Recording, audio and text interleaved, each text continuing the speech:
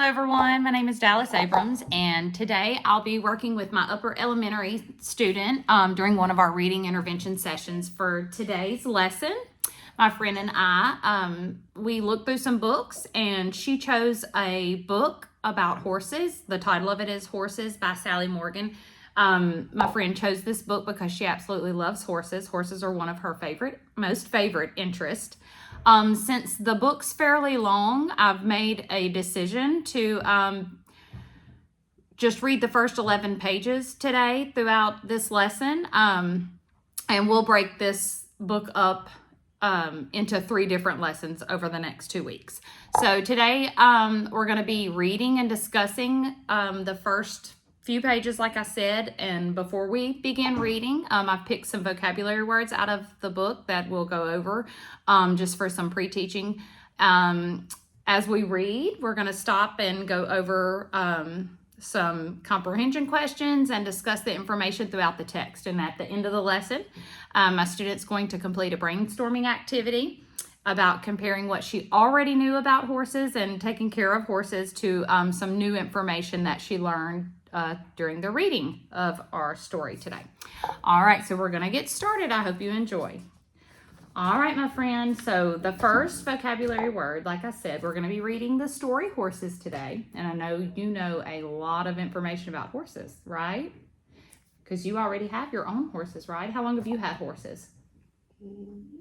Just about my whole life. Just about your whole life. And how many horses have you had throughout your life? Like 5 or 6. Okay. And how many do you currently have now? 1. 1. All right. So we're just going to go over a couple of vocabulary words. I know a couple of words in this book that I thought you may not know what it means, or you may not be real familiar with it, or you may know it. I don't know. We're going to find out. Okay. So the first, but I don't want to read the book and get to this word and you not know what it means. Okay. All right. So the first word, do you know this word? Domesticate. Very good. Domesticate. Do you know what that word means? Somewhat. Somewhat? What? Tell me what you think it means. Like, I don't really know how to explain it. Do you know how to use it in a sentence? Maybe? Or you're not sure? If you're not sure, that's okay. That's why I picked it, because I know this is a difficult word.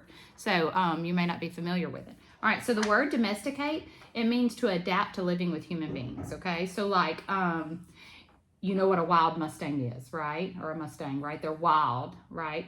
Those horses are not domesticated because they're not used to living with humans, okay? Now, your horse that you have now, is it domesticated? Mm-hmm. It is. It's real gentle, huh?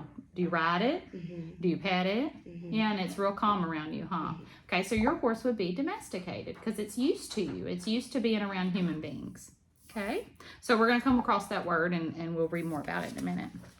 All right, another word that I briefly saw in this book that I thought you may not know. Paddock. Paddock, very good. Do you know what this word means? It's like kind of like a barn or like a stall for horses. That is a very good guess, okay? A paddock is an area where animals are put to eat grass or to exercise. So here in North Louisiana, we call them a pasture, okay? Because we fence them in, we call them a pasture, but the proper word for that would be paddock. Okay, so we'll be reading about paddocks today too throughout our story. Okay, so I want you to keep in mind as we read our story today, if there are other words that we come across that you're not familiar with, we'll stop and we'll discuss them.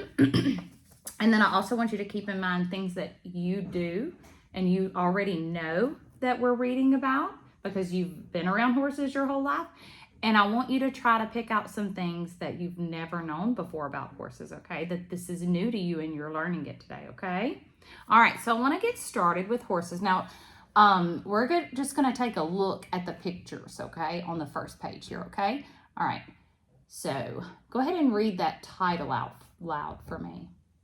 Pet horses, wild horses. Very good. All right, look at the pictures here. Do you see some pictures of some horses that look like they would be pet horses? Mm-hmm. Can you point to them? All right, very good. What clues in that illustration makes you think that those are pets? They're at like a barn. Very good. All right. What about the wild horses? They don't really look like they're pets. They don't. Which one looks like they're wild to you? That one. Why? Because it's running. It's running. Okay, very good. All right, can you begin reading for me? Wild horses have been tamed by humans for thousands of years. They help us work and ride them for pleasure. Okay, can you go back and read that sentence? I think we accidentally skipped a word. They help us work and we ride them for pleasure. Very good. And what do you ride for? Do you ride your horse for it to do work for you, or is it for pleasure? Pretty much just for pleasure. Yeah. Okay. Last wild horses, I don't know that word. Okay, let me see. It's close. Okay. Oh, this is a great time to use what we did in last week's lesson. Remember how we were taking the syllables of words? All right, so I want you to take each syllable. You see that first syllable? Mhm. What does it say? Per, Very good. What's that next syllable say? zub, Very good. vol, Excellent. she's, Good. So can you put that together? per, zub, vol, she's. Excellent job. That is a tongue twister, but you did a really good job breaking those syllables apart. I'm very proud of you. All right, so keep going. Horses of Mongolia is the last truly wild horses left in the world. All the other wild horse breeds have been domesticated. Okay, let's stop right there. So it says that all the other wild horse breeds have been domesticated. So what does that mean? Have been tamed. Very good. Very good. They've been tamed. They've been taught to be around humans and be comfortable around humans. Very good. All right, let's keep going. Other wild breeds, such as the Mustang of North America, the Grundy of Australia, and the Sora of Spain, and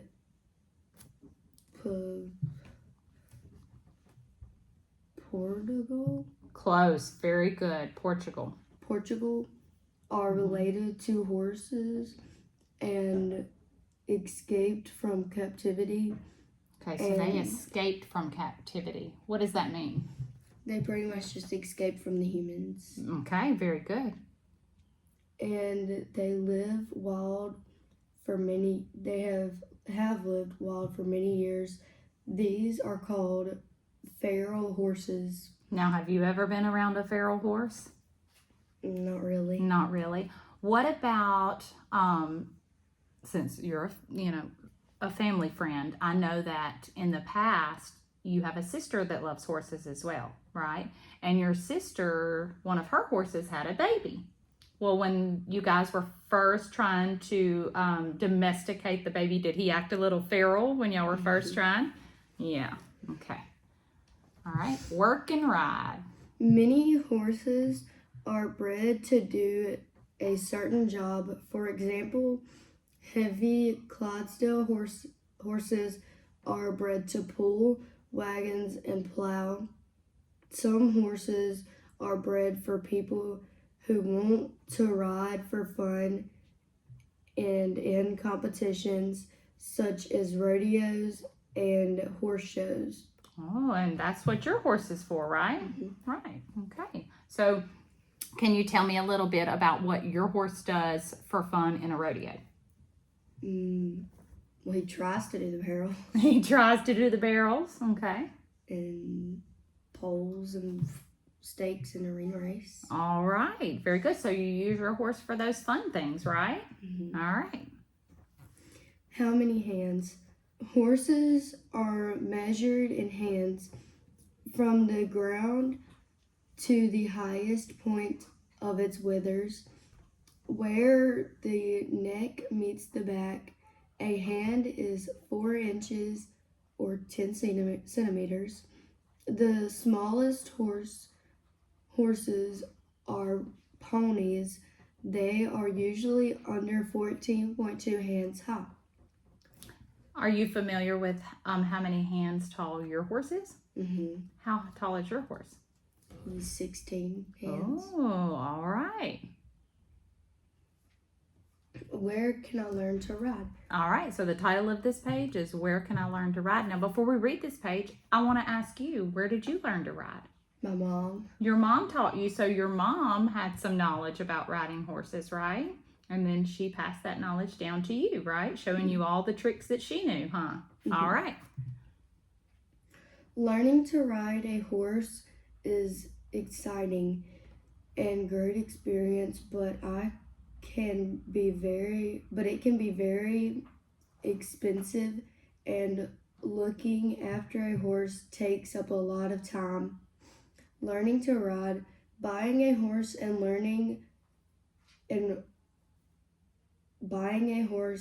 the riding equipment you need is very costly. Some riding stables may offer free or reduced price lessons if you help care for the horses. If you want your own horse, you could contact a horse charity to see if you can rescue a horse. Very good. All right. So stable and pasture. Now, does your horse stay in a stable or does your horse stay in a pasture? It stays in a pasture. Okay. And can you tell me about a stable? Do you know what a stable is? Mm-hmm. It's pretty much just a small contained place that you can put your horse in, but you do have to feed them every day and stuff instead of them eating grass. Okay. All right. Can you read to me about the stable and pasture?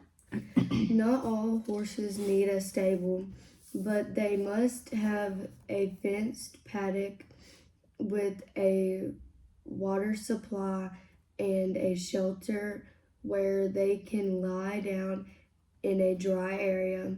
Wild horses live in herds and do not like to be alone. The same is true for pet horses. They should be kept in another horse or pony or even a sheep or goat. You can keep your horse in a livery yard. This is ideal if you cannot visit your horse every day because other people will be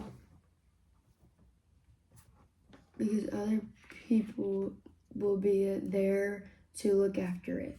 All right. So, why do you think they tell you that horses should be in a herd or should at least have a goat or something or a donkey in the pasture with them? Why do you think they say that? They say that because a lot of horses, if they've been around other horses their whole life, they'll start trying to look for the other horse and they'll just run and run and run. They kind of may be like some humans, huh? Not like to be alone, huh?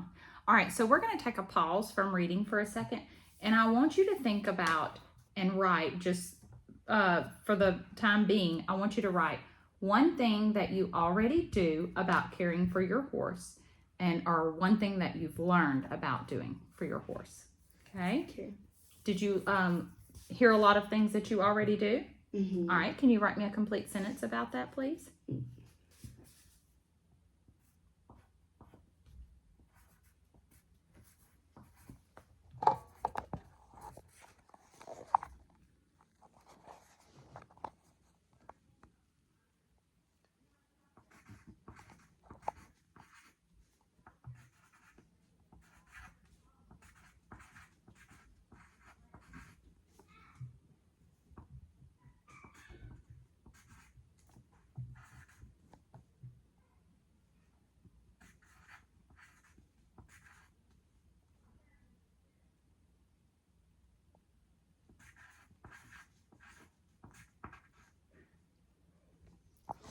All right, can you tell me what you wrote here as your sentence? I already have my horse in a paddock. You already have it in a paddock, and you didn't know what the word paddock really meant. earlier, right? Now you do. So very good. All right. Can you look at that sentence and do you see something that's missing that makes a complete sentence? The period. Okay. Can you add that for me? Very good job.